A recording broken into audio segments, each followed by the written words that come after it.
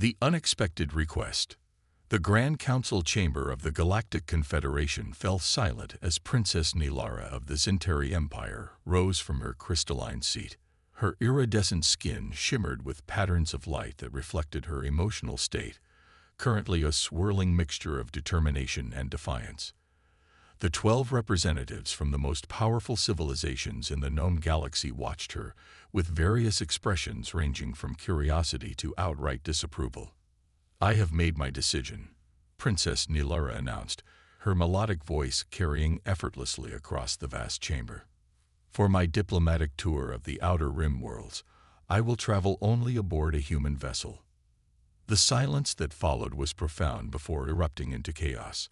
Ambassador Thrax of the Volari Collective slammed his 4 appendages onto the council table. "Absurd. The humans have barely left their solar system. Their technology is primitive at best, dangerous at worst. The royal protocols are clear," added Representative Zoltek of the ancient dynasties. "A member of the Zintari royal family must travel aboard vessels of the highest technological caliber for both security and symbolic reasons. Human ships meet neither criterion." Princess Nilara's skin patterns shifted to a resolute blue. "The protocols state that I must travel aboard a vessel that ensures my safety. I have determined that a human ship best meets this requirement." High Admiral Kelver, the Zintari military representative, stood abruptly. His typically stoic demeanor had given way to visible concern. "Princess, with all due respect, the Zintari Imperial Fleet has safeguarded the royal family for 10 millennia. Our vessels incorporate defensive systems from a dozen advanced civilizations." "And yet," Princess Nilara replied calmly, "my father's ship was nearly destroyed last cycle by a simple adaptive virus that bypassed all those sophisticated systems. The humans would have approached the problem differently." Ambassador Thrax scoffed. "Because they wouldn't understand it in the first place." "Precisely," the princess said with a slight smile. "Their ignorance is their strength. They solve problems laterally rather than linearly. When faced with technological barriers, they improvise in ways our civilizations have long forgotten." The Grand Arbiter, a being of pure energy contained within an ancient robotic form, spoke for the first time. "Princess Nilara's request, while unprecedented, does not violate any constitutional principles of the Confederation. The choice of diplomatic vessel falls within her sovereign rights." "Then it is settled," Princess Nilara concluded. "My diplomatic tour begins in 30 rotations. I will require a human vessel and crew by then." In Earth's orbital shipyard, Captain Alina Chen stared at the official notification on her tablet with disbelief. She read it for the 3rd time, certain there must be some mistake. "They want the Artemis?" she asked Admiral Washington, who had delivered the news personally. "Sir, we're a research vessel with minimal weapon systems. We're equipped for deep space exploration, not diplomatic transport." Admiral Washington nodded grimly. "I made those exact points to the Confederation representatives. They were quite clear that Princess Nilara specifically requested a typical human vessel, not one of our diplomatic ships." Captain Chen ran a hand through her short black hair. At 42, she had spent most of her adult life in space, commanding various Earth science fleet vessels. The Artemis was her pride and joy, a vessel designed to push the boundaries of human exploration. It was rugged, practical, and built to survive the unknown, not to transport alien royalty. "This has to be some kind of test," she muttered. "Most certainly," Admiral Washington agreed. "But of what, I couldn't say. The Zintari are among the oldest civilizations in the Confederation. They've had faster-than-light travel for thousands of years before we launched our first satellite." Elena sighed. "When does she arrive?" "You have 2 weeks to prepare the Artemis. The Confederation is sending technical specifications for Zintari biological needs. They require different atmospheric compositions, gravity settings, and nutritional supplements." "My crew isn't trained for diplomatic missions," Elena protested. "Then I suggest they start learning quickly, Captain." This request came directly from the Zintari Emperor himself. Earth cannot afford to refuse. The Admiral's expression softened slightly. Look at it this way, Alina. This could be the opportunity humanity has been waiting for. The Zentari control access to technology that could advance Earth by centuries. After the Admiral left, Alina gathered her senior officers in the Artemis conference room. The mood was a mixture of excitement and apprehension as she explained their new mission. A princess. On the Artemis, Chief Engineer Raj Patel seemed both horrified and amused. Captain, we don't even have proper guest quarters. The best we can offer is the research suite, and it's filled with equipment. We'll convert it, Alina decided. Raj, you'll lead the modifications. Lieutenant Kim, as our xenobiologist, you'll ensure the environmental settings meet Zentari physiological requirements. Commander Alvarez, security protocols will need complete revision. Commander Sofia Alvarez frowned. We have minimal defensive capabilities, Captain. If this is a high-profile diplomatic mission, we should request military escorts. Denied by the princess herself, Alina replied. The request specifically stated a single human vessel without escorts. Dr. Marcus Reed, the ship's physician, raised his hand. Captain, I've treated exactly 0 Zentari patients in my career. Their physiology is classified information. How am I supposed to provide medical care if needed? The princess is bringing her own medical attendant, Alina assured him. But you'll have access to basic Zentari medical data before departure. As the meeting concluded, Alina's first officer remained behind. Commander David Chen, no relation, had served with her for 7 years across 3 different vessels. You're worried, he observed once they were alone. Wouldn't you be? Alina replied. The most advanced civilizations in the galaxy have ships that make ours look like wooden canoes, yet this princess specifically asks for us. It doesn't make sense, unless she's looking for something that only humans can provide, David suggested. But what could that possibly be? The question hung in the air, unanswered. 2 weeks later, the Artemis hovered at the designated rendezvous point just beyond Luna's orbit. The crew stood at attention in their dress uniforms, lining the path from the docking bay to the newly renovated guest quarters. Alina waited at the airlock, heart pounding despite her outward calm. The Zentari Royal Shuttle approached with a grace that made Alina acutely aware of how clunky human technology must appear to such an advanced civilization. It connected to the Artemis docking port with barely a sound. When the airlock cycled open, Princess Nilara stepped through, and Alina's first thought was that the educational briefings hadn't done the Zentari justice. The princess stood nearly 7 feet tall, willowy and elegant. Her skin rippled with patterns of light that shifted from blue to purple as she surveyed her surroundings. Behind her came 4 guards in sleek armor and an older Zentari whose skin displayed more subdued patterns. "Welcome aboard the Earth Science vessel Artemis, Your Highness," Alina said, bowing slightly as instructed by the diplomatic corps. "I am Captain Alina Chen. We are honored by your presence." Princess Nilara studied Alina intently with eyes that resembled cut amethysts. "Captain Chen, I am pleased to meet you. This is Royal Advisor Krell, who will assist in diplomatic matters." The older Zentari stepped forward. "Captain, we appreciate your accommodation of the princess's request, though I must register my continued objection to this arrangement." Alina nodded diplomatically. "We understand your concerns, Advisor Krell. I assure you, while our technology may differ from what you're accustomed to, the safety of Princess Nilara is our highest priority." "Perhaps you misunderstand," Princess Nilara interjected, her voice melodic but firm. "Advisor Krell's objection is not based on concern for my safety, but rather on tradition. The Zentari royal family has not traveled on a non-Zentari vessel in over 2,000 years. Until now," Alina observed. "Until now," the princess agreed, her skin flickering briefly with what Alina suspected might be amusement.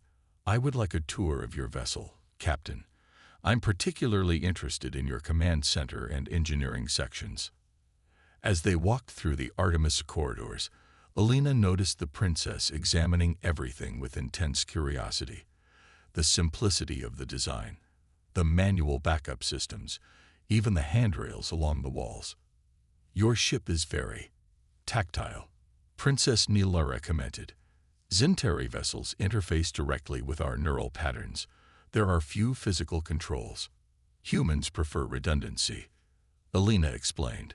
"If one system fails, we need alternatives that don't rely on the same technology." "Fascinating," the princess murmured. "You design with failure in mind." Alina wasn't sure if that was a compliment or criticism. "We design with survival in mind, Your Highness." In engineering, Chief Engineer Paddle demonstrated the Artemis's propulsion systems. The princess asked surprisingly technical questions that revealed a deep understanding of physics principles. "Your fusion drive is remarkably efficient for such early technology," she noted. "And these manual overrides. You could theoretically operate this vessel without any computational assistance." "In an emergency, yes," Raj confirmed. "It wouldn't be pretty, but we could get home." The tour continued to the bridge, where the crew stood at attention. Princess Nilara walked slowly around the command center, examining each station.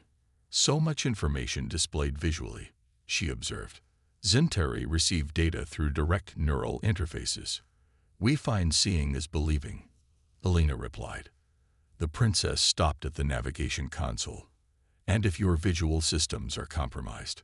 Audio backups, tactile interfaces, and manual celestial navigation if necessary," Commander Chen explained. "You have methods for every contingency," Princess Nilara said thoughtfully. "We try, Your Highness. Space is unforgiving of single points of failure." After the tour concluded, Alina escorted the princess to her quarters. The research suite had been transformed, as best they could manage, with adjustable gravity plating and atmospheric controls customized to Zintari preferences. "I hope you'll be comfortable, Your Highness. If there's anything else you require." "This will be sufficient," the princess interrupted, then added, "I study humans extensively, Captain. Your species fascinates me. May I ask why?" Alina ventured. Princess Nilara's skin rippled with complex patterns that Alina couldn't interpret. "You are so new to the galactic community, yet you approach space differently than any species we've encountered. Where others seek perfection, you embrace adaptation. When faced with superior technology, you find unexpected solutions." "We're just doing our best with what we have," Alina said modestly. "Precisely," the princess replied enigmatically. "That is exactly what I'm counting on." As Alina left the princess's quarters, she couldn't shake the feeling that there was much more to this diplomatic mission than she had been told. Whatever Princess Nilara's true purpose was in selecting a human vessel, Alina suspected they would discover it soon enough, for better or worse. Outside in the corridor, Advisor Krell was waiting. His skin patterns had shifted to a deep, troubled red. "Captain Chen," he said quietly, "I feel I must warn you. The princess has her own agenda in selecting your vessel. She believes humans possess some quality that the Zintari have lost over our long history. I fear she intends to test this theory, and you, in ways you cannot anticipate." "What kind of test?" Alina asked sharply. "That," Krell replied, "is what concerns me most. Even I do not know what she has planned." The test of humanity. 3 days into their journey toward the Outer Rim worlds, Captain Alina Chen found herself increasingly perplexed by Princess Nilara's behavior. The Zintari royals spent hours observing the crew at work, asking countless questions about human decision-making processes, and requesting demonstrations of manual operations that her own civilization had automated millennia ago. "She watched me repair a coolant valve for 2 hours yesterday," Chief Engineer Patel reported during the morning briefing. "Just stood there, watching me use basic tools and asking why we didn't have nanobots for maintenance. She joined me in the mess hall," added Lieutenant Kim. "She was fascinated by how we eat together and talk about personal matters during meals. Apparently, Zintari royalty dine in silence and solitude." Commander Alvarez frowned. It's like we're specimens in some kind of experiment. Elena couldn't disagree. Whatever her purpose, remember that this mission represents humanity's first major diplomatic engagement with the Centauri. All of you, remain professional, answer her questions, but don't volunteer classified information. After the briefing, Elena found Princess Nilara in the observation lounge, watching the stars streak by as the Artemis traveled at FTL speeds. The princess's skin was displaying gentle waves of silver and blue. "Captain Chen," she acknowledged without turning. "Your vessel moves through fold space quite differently than ours. The vibration signature is distinctive. Our FTL technology is still relatively new," Elena admitted, joining her at the viewport. "We've only had it for about 50 years. Yet you've expanded remarkably in that time." The princess turned to face her. "Tell me, Captain, why do humans explore space?" Elena considered the question. There's no single answer. Some seek knowledge, others resources or new homes. Some simply need to see what's over the horizon. "Curiosity," Princess Nilara said, as if testing the word. "My people once had that trait. 10,000 years of civilization has tempered it." "That sounds like a diplomatic way of saying you've lost something," Elena observed. The princess's skin flickered briefly with patterns that might have been surprise or approval. "You are perceptive, Captain. The Centauri Empire has existed for so long that we've begun to calcify. Our technology is advanced, but increasingly we rely on refinement rather than innovation." Before Elena could respond, the ship's alert system activated. "Captain to the bridge." Commander Chen's voice came through the comm system. "Excuse me, Your Highness," Elena said, already moving toward the exit. "I will accompany you," Princess Nilara stated, falling into step beside her. On the bridge, the crew was monitoring a distress signal from a nearby sector. "We're picking up an automated alert from a mining outpost in the Ceteris asteroid belt," Commander Chen reported. "They're reporting a critical reactor malfunction with potential catastrophic failure." Elena frowned. "We're the closest vessel." "Yes, Captain. The outpost is registered to a non-aligned independent mining consortium. Mixed species workforce, about 60 personnel." Elena turned to Princess Nilara. "Your Highness, I apologize, but we have a duty to respond to distress calls. This will delay our diplomatic schedule." The princess studied the tactical display with an unreadable expression. "By all means, Captain. I would not interfere with rescue operations." Elena nodded gratefully. "Commander, alter course. Maximum safe speed. Alert Dr. Reed to prepare for potential casualties. Commander Alvarez, security assessment." As the crew sprang into action, Elena noticed Princess Nilara watching the proceedings with intense focus. There was something in her expression that Elena couldn't quite place. Expectation, perhaps. The Artemis dropped out of FTL on the edge of the Ceteris asteroid belt, a dense cluster of mineral-rich rocks that had attracted independent miners for decades. The outpost was built into one of the larger asteroids, a roughly cylindrical structure with external docking arms and processing facilities. "Life signs?" Elena asked. "Confirming 57 distinct biosignatures," reported Lieutenant Park at the sensors. "But there's significant interference from the asteroid's mineral composition." "Any response to our hails?" Communications Officer Tran shook her head. "Nothing, Captain. The automated distress signal continues, but no direct response." "I don't like this," Commander Alvarez said quietly. "The reactor readings aren't consistent with a malfunction. They're fluctuating in a controlled pattern." Elena was about to order a more detailed scan when Princess Nilara spoke. "Captain, your tactical officer is correct. This is not a genuine distress call." All eyes turned to the princess. "You know something about this situation?" Elena asked carefully. Before Princess Nilara could answer, 3 vessels emerged from behind larger asteroids in the belt. They were sleek, predatory craft with distinctive purple-black hulls. "Chronary raiders," Advisor Krell exclaimed, entering the bridge with the Zentari guards close behind. "Captain, we must retreat immediately. The princess cannot be endangered." "Chronari ships are locking weapons," Commander Alvarez reported tersely. "They're targeting our propulsion systems." Elena assessed the situation rapidly. The Artemis was outgunned and outmaneuvered. The 3 Chronari vessels had positioned themselves strategically to cut off escape routes. "Open a channel," she ordered. The main view screen activated to show a humanoid figure with gray-scaled skin and cybernetic implants visible along the left side of its face. "This is Captain Elena Chen of the Earth vessel Artemis. We are on a diplomatic mission with representatives of the Zentari Empire. Any hostile action will be considered an act of war against both Earth and the Zentari." The Chronari commander smiled, revealing sharp teeth. "We are well aware of who you carry, Captain. The princess will be our guest now. Her empire will pay handsomely for her return." "Pirates," Advisor Krell hissed. "They planned this ambush." The Chronari commander continued. "Power down your systems and prepare to be boarded. Resist, and we will disable your vessel and take what we want anyway." Elena terminated the communication and turned to her crew. "Options. We can't outrun them," Chief Engineer Patel said from the engineering station. "Their vessels have twice our acceleration capability, and we can't outfight them."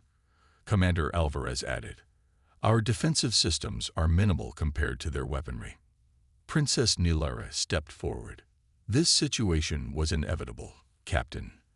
The Chronari have been monitoring my movements since the announcement of my diplomatic tour." Elena stared at her in disbelief. "You knew this would happen." "I suspected it might," the princess admitted. "The Chronari have grown bold in recent years, but they have never dared attack Zentari royal vessels. Because Zentari ships have advanced defensive capabilities," Elena concluded, anger rising in her voice. "You deliberately placed yourself in danger by choosing the human vessel." "I chose a human vessel because I needed to confirm a theory," Princess Nilara replied calmly. "The Chronari raiders are merely an opportunity to do so." Advisor Krell moved toward the princess. "Your Highness, this experiment has gone too far. You have endangered yourself and the diplomatic mission." "The Chronari are hailing us again," Officer Tran interrupted. "Ignore them," Elena ordered. She turned back to Princess Nilara. "What exactly is this theory you're testing, Your Highness? Because right now, 60 lives are at risk while you conduct your experiment." The princess's skin patterns shifted to a deep, resolute purple. "My theory is that humans, when faced with seemingly insurmountable technological disadvantages, find solutions that more advanced civilizations would never consider. That adversity has made your species innovative in ways the Zentari have forgotten." "We're being targeted," Commander Alvarez reported. "They're powering weapons." Elena made her decision. "Raj, can we use the asteroid belt to our advantage?" The chief engineer studied the tactical display. "The density of the field could interfere with their targeting systems if we get in close enough." "Then that's where we're going." "Commander Chen, plot a course through the densest part of the belt." "Lieutenant Park, I need detailed scans of the asteroid composition." "Captain," Advisor Krell protested, "this is madness. You'll tear the ship apart." Elena ignored him. "Commander Alvarez, what about our research probe launchers? Could they be repurposed?" The tactical officer caught on immediately. "If we loaded them with the right materials, possibly." "Do it. Raj, I need you to modify our deflector array. We can't withstand a direct hit, but we might be able to create a temporary electromagnetic pulse." As the crew rushed to implement her orders, Elena noticed Princess Nilara watching with undisguised fascination. The Zentari skin was now pulsing with rapid patterns of gold and white. "The Chronari are pursuing," Commander Chen reported as the Artemis plunged into the asteroid field. "They're more cautious, keeping to the outer edges." "Good," Elena nodded. "They're used to having the technological advantage. They won't risk their ships unnecessarily." Over the next 20 minutes, The bridge of the Artemis became a hub of coordinated chaos as the crew implemented Elena's improvised plan. Research probes were retrofitted with mining explosives from the cargo bay.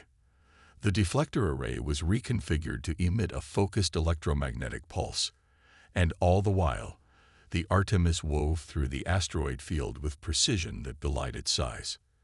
"They're still tracking us," Commander Alvarez reported, "but they're having difficulty maintaining weapons locked through the mineral interference."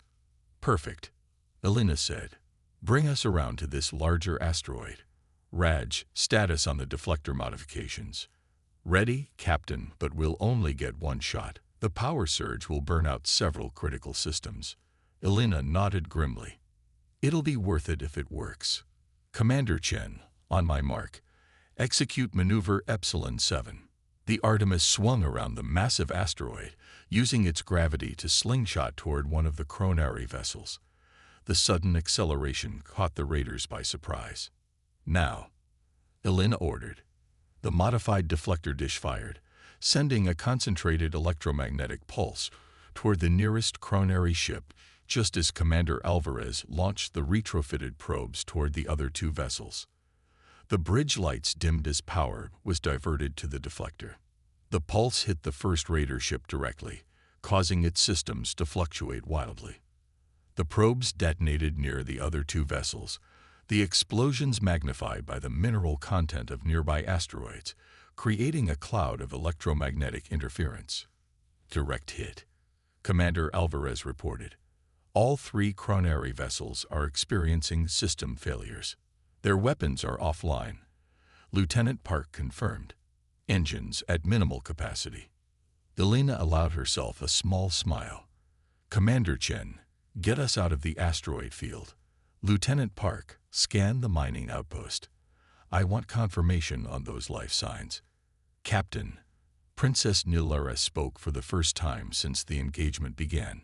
Her skin was now a brilliant, pulsating gold. That was unprecedented. No Zentari commander would have attempted such a strategy. "Because your ships have better options," Elena pointed out. "No," the princess said firmly. "Because we would not have considered it. We would have retreated or surrendered to superior force, calculating that the diplomatic incident would be resolved through political channels." "Captain," Lieutenant Park interrupted. "I'm not detecting any life signs at the outpost. The biosignature readings were falsified." "A complete trap," Commander Alvarez concluded. "And the Chronari ships?" Elena asked. "Disabled but operational. They're attempting to restore power." Elena nodded. "Keep weapons locked on them. Open a channel." The Chronari commander appeared on screen again, his expression now one of fury and disbelief. "This is impossible. Your vessel is primitive." "Your assessment was incorrect," Elena replied calmly. "We're transmitting your coordinates to both Earth Space Command and the Zentari Imperial Fleet. I suggest you use what power you have left to leave this sector immediately." After terminating the communication, Elena turned to find Princess Nilara standing directly behind her. The Zentari royal's skin was displaying patterns that Elena hadn't seen before, complex, rapidly shifting designs of gold, white, and deep blue. "I owe you an explanation, Captain," the princess said. "And an apology." Elena raised an eyebrow. "I believe you do, Your Highness. The Zentari Empire is 10,000 years old," Princess Nilara began. "For most of that time, we have been the most technologically advanced civilization in this sector of the galaxy. But in recent centuries, our progress has slowed. We refine rather than innovate. We optimize rather than create. And this concerns you," Elena guessed. "It terrifies me," the princess admitted.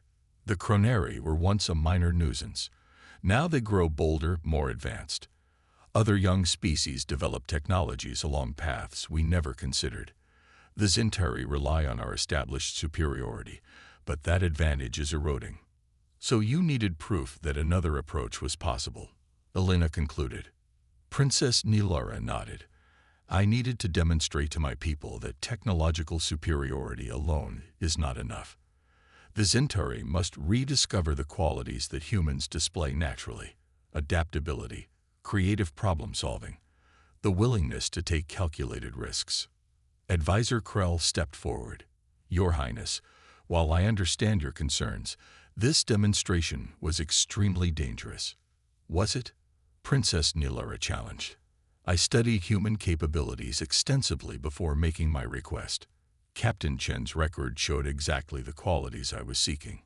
I calculated that a chronary ambush was possible but not certain. If it occurred, it would provide the perfect test case. And if we had failed?" Elena asked quietly. "I did not believe you would," the princess replied simply. "And you did not."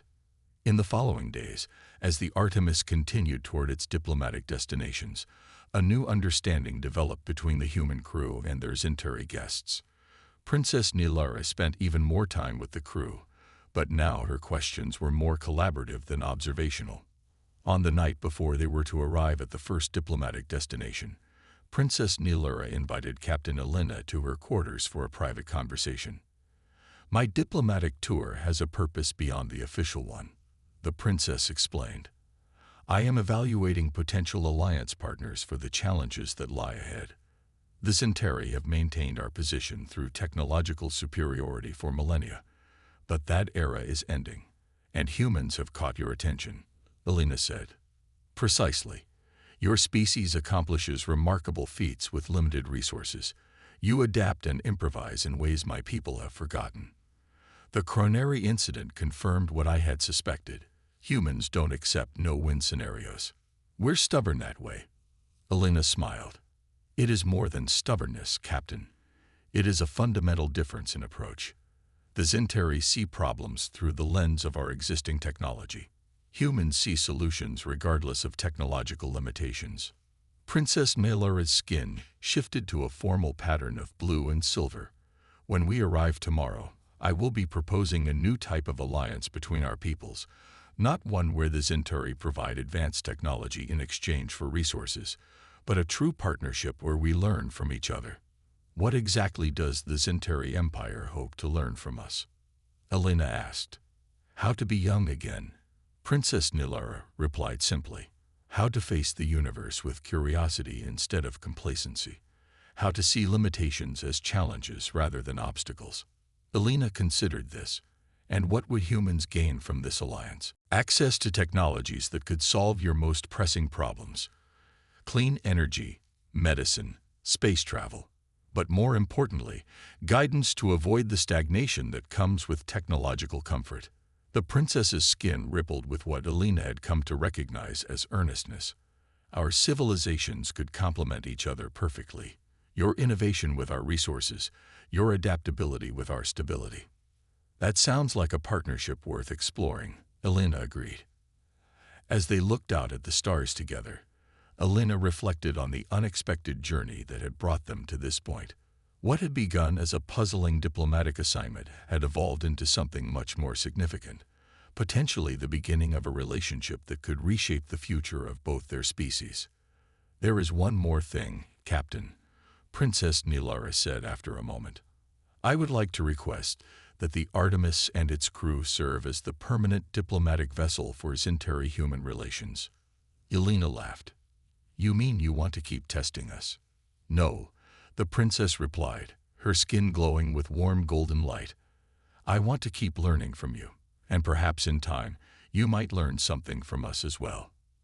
As the Artemis approached the first diplomatic destination the following morning, Elena stood on the bridge with Princess Nilara beside her.